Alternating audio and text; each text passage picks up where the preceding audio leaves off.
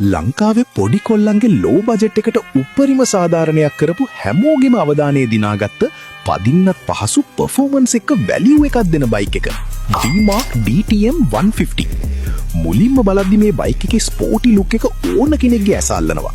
මේක පෙනුමෙන් ටිකක් D-Tracker සහ DRZ ෂේප් එකක් තියෙනවා.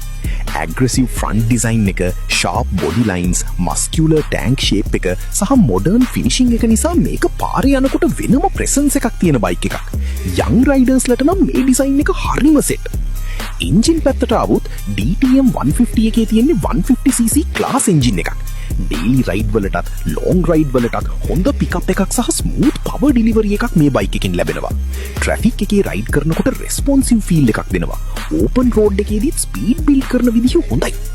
ෆියුල් කන්සම්ප්ෂන් එක ගැන බලද්දී මේ ක්ලාස් එකේ බයික් එකකට සාපේක්ෂව ඩීසන්ට් ඉකොනොමි එකක් දෙනවා.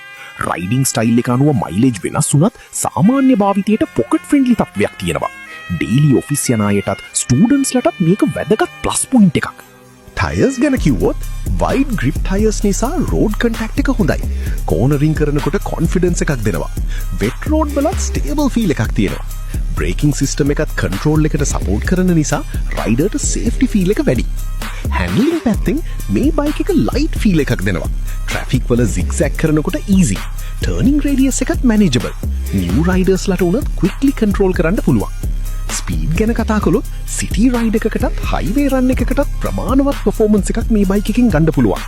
ක්වික් ඇක්සලරේෂන් එකත් ස්පෝටි සවුන්ඩ් ෆීල් එකත් රයිඩ් එක ෆන් කරනවා. අවසානයේ කියන්න තියෙන්නේ D-Mark DTM 150 කියන්නේ ලුක්, පර්ෆෝමන්ස්, කම්ෆර්ට්, ඉකොනොමි කියන හතරම බැලන්ස් කරපු බයික් එකක්.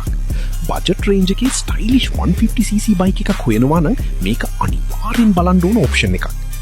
ඔයා මේ බයික් එක ගැන මොකද හිතන්නේ? කමෙන්ට් එකේ කියන්න. ඔයාගේ DTM එකේ ෆොටෝ එකක් කමෙන්ට් එකට දාන්න. ඔයත් අපේ About Everything page එක like කරන්න, follow කරන්න.